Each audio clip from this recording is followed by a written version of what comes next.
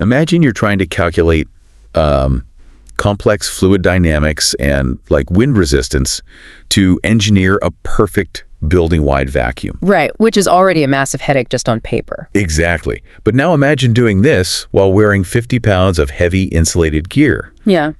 And the laboratory you are working in is, well, it's actively burning. Yeah. The atmosphere itself is toxic, and you have exactly 4 minutes and 40 seconds to complete your engineering before the environment becomes completely lethal. It's just a ticking stopwatch while you manipulate the aerodynamics of a highly hostile environment. It really, it completely redefines what we think of when we picture a firefighter arriving at a scene. It totally does. Which is the core of our deep dive today. Welcome to you, our listener. We are unpacking a really fascinating piece of source material that takes us behind the scenes of this lethal laboratory. Yeah, it's a very specific internal tactical training document. Right, a practical exam score sheet and procedure guide for firefighters. It's simply titled TV-negativepressure.pdf. And just to clarify, TV stands for tactical ventilation. So the document details exactly how firefighters mechanically clear smoke and heat from a structure. We're looking at a highly precise choreography of air pressure manipulation. And the detail that really anchors this entire document, for me at least, is that time constraint. Oh, the 4 minutes and 40 seconds. Yeah, 4 minutes and 40 seconds to assess a life-threatening situation, calculate wind currents, manipulate building aerodynamics, and deploy heavy machinery. Okay, let's unpack this, because before a fan ever even gets turned on, there is a sequence of survival protocols that really establishes the immense physical reality of what these candidates are walking into. Absolutely. The candidate actually has to verbally confirm a whole series of safety introductions before touching a single piece of equipment. Like out loud to the proctor. Out loud, yeah. They have to state they are wearing full personal protective equipment. That's the 50 pounds of gear? Right. And they have to confirm they're continuously monitoring fire, smoke, heat, and structural conditions. But the critical part is the document requires them to declare that if conditions become an IDLH environment, they will go on air using their SCEZ, which is their self-contained breathing apparatus. To ground this for you listening, an IDLH environment that stands for immediately dangerous to life and health, it means the atmosphere is fundamentally changed. Like, it isn't just smoky. No, not at all. The air might be superheated to a point where a single breath literally sears the respiratory tract. Oh. Or it's chemically altered, saturated with carbon monoxide and hydrogen cyanide while being severely oxygen deficient. The air itself is the enemy at that point. Exactly. It's like setting up a complex science experiment, but the laboratory is actively trying to kill you. And you are attempting to perform thermodynamics while carrying that heavy gear, managing a massive adrenaline spike, and dealing with heavily restricted vision. Right. So part of setting up this experiment safely means eliminating wildcards. The candidate must confirm utilities to the building are shut down. To prevent, secondary explosions? Secondary explosions from gas leaks or electrocution from compromised wires. They also have to identify a secondary means of egress. Like a backup escape route. Right, an escape route in case the structural integrity just fails unexpectedly. Wow. So only after those baseline survival rules are established do we get to the actual mechanics of moving the air? Yeah. And the document is strictly focused on negative pressure ventilation, or NPV. Right, so the fire service primarily uses two methods to mechanically move air. There's positive pressure ventilation. NPV? Exactly. That involves placing a massive fan outside the inlet, like a front door, and blowing fresh air into the structure. You overpressurize it, basically forcing the smoke out somewhere else. Pushing the air in. Yes. But negative pressure ventilation operates on the inverse principle. It uses an exhaust fan, which the text actually calls a smoke ejector, to mechanically pull the contaminated air out of the structure. So it's sucking the air out. And the objectives listed in the manual go far beyond just, making it easier to see. Oh, visibility is just a byproduct. Right. They are trying to drastically reduce interior temperatures, remove toxic gases, and ultimately support life safety and property conservation. It makes the environment survivable for anyone trapped inside and actually workable for the crews fighting the fire. But achieving those objectives requires really orchestrating the flow of air. So the very first action required by the manual is confirming the order to ventilate with command. Wait, they have to ask permission. The candidate literally has to request authorization over the radio before proceeding. See, if I'm looking at a burning house filling up with thick black smoke, My immediate instinct is to just smash the biggest window I can find to let that smoke out.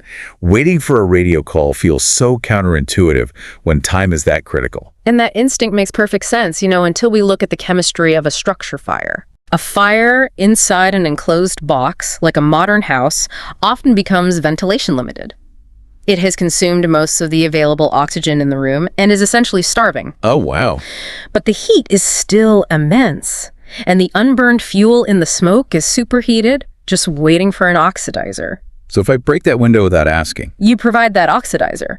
The training document explicitly warns against uncoordinated ventilation. If you open a vent without coordinating with the interior attack crews who are, actively applying water, the fire will naturally draw in that massive rush of fresh oxygen from your broken window. it just breathes it all in. Exactly. You change the flow path.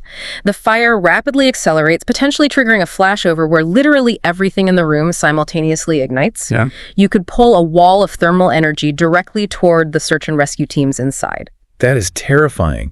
Yeah. So command has to act as the conductor, ensuring the ventilation happens in lockstep with the fire suppression. So once command gives the green light, we don't just start setting up fans randomly. The candidate has to read the biggest wild card outside the building, which is the weather. Yes. The manual dictates they must confirm the wind direction and specifically locate the leeward side of the structure to place the exhaust. The leeward side being the face of the building opposite the direction the wind is blowing. So if the wind is hitting the front door, the windward side, the back of the house, is leeward. Correct. But if we are just using a powerful mechanical fan anyway, why does the natural breeze matter so much? Because fighting the natural pressure gradient is a losing battle. The wind hitting the windward side of a house creates a zone of high static pressure against that exterior wall. Right. As the wind flows over the roof and around the sides, it creates a turbulent, lower pressure zone on the leeward side. If you try to exhaust smoke out of the windward side, your mechanical fan is trying to push air out against a literal wall of high pressure that's trying to shove it right back in. It's an aerodynamic tug of war. And the fan frequently loses. So by setting up the exhaust on the leeward side, you capitalize on the building's natural aerodynamics. You work with it, not against it. Exactly.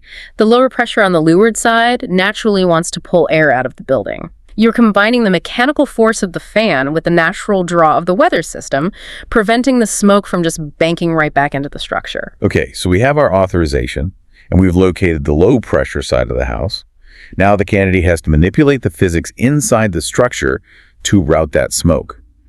The text specifies establishing an exhaust opening on that leeward side at the highest available point. Right, like a second-story window or a high wall opening near the ceiling level. Which is interesting because I would assume you just want the biggest opening possible, like a sliding glass door on the ground floor. Opening a low door misses the actual threat. We are dealing with thermal buoyancy here. Because heat rises. Right. Fire gases, heat, and the most toxic components of the smoke are incredibly hot, so they rise and pool at the ceiling, banking down as the space fills. This creates a thermal column. Oh, okay. If you exhaust from the floor level, you are basically pulling the relatively cooler, cleaner air out while leaving that lethal, superheated layer hovering right over the firefighters' heads. Positioning the exhaust high taps directly into the most dangerous reservoir of the atmosphere. Wow. Now, before placing any equipment in that high window, the manual requires the candidate to completely clear the opening.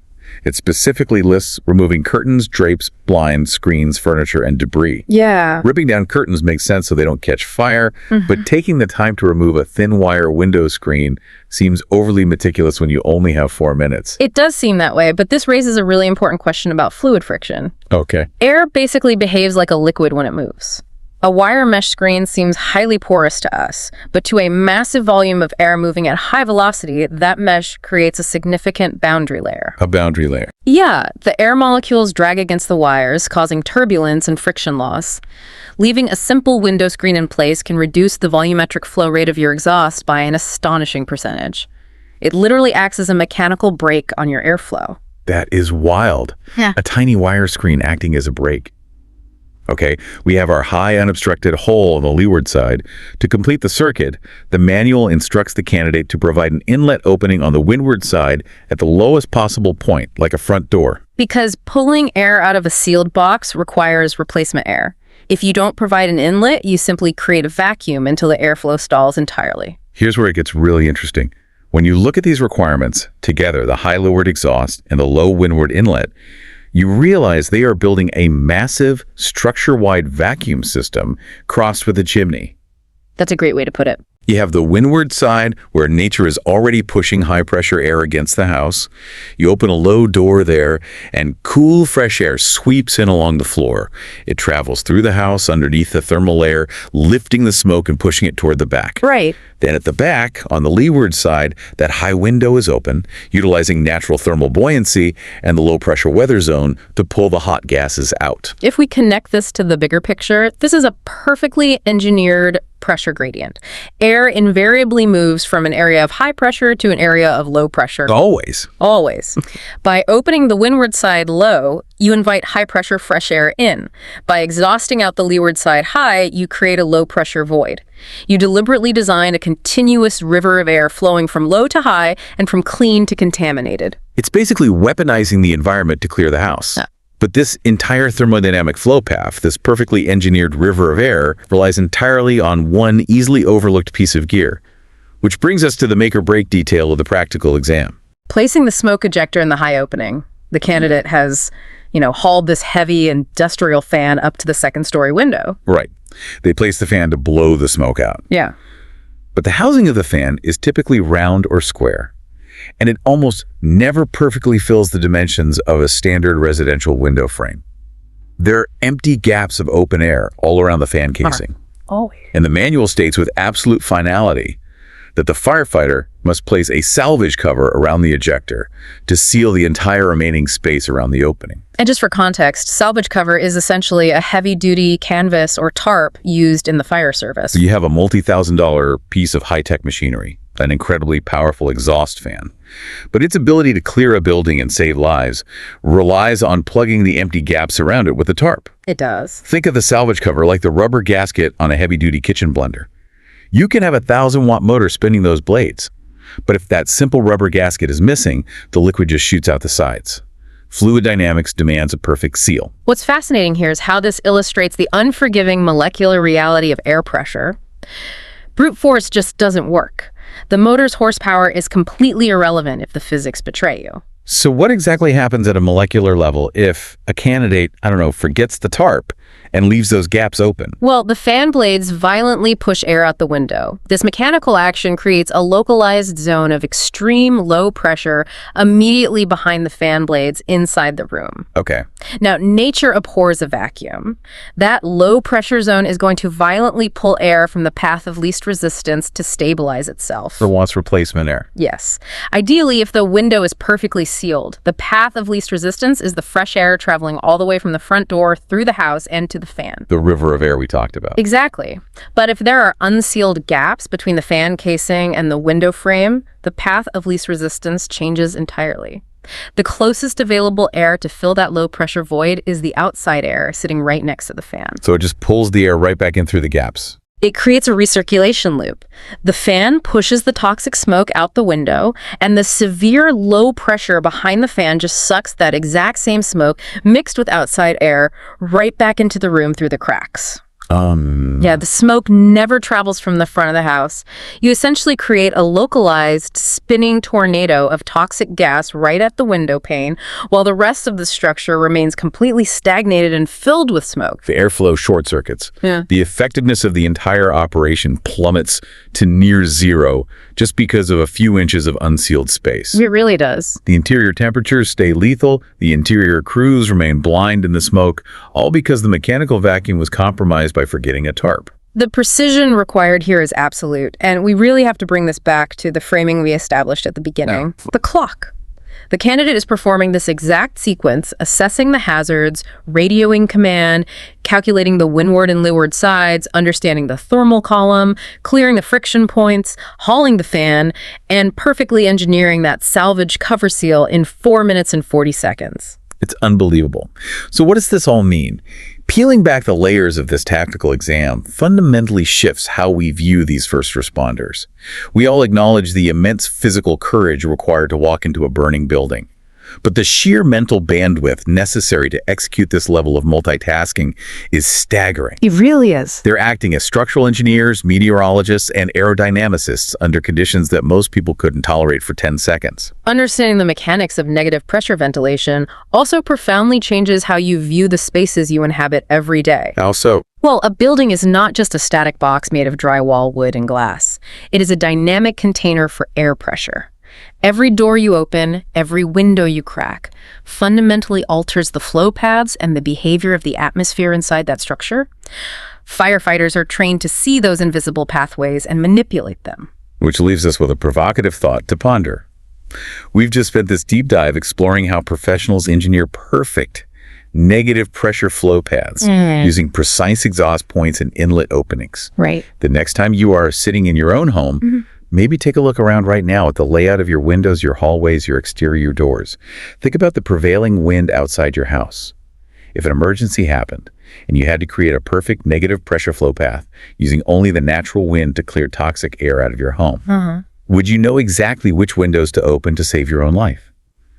Or would you accidentally create a recirculation loop? It certainly makes you want to pay a little more attention to the weather report and the exact location of your leeward windows. It really does.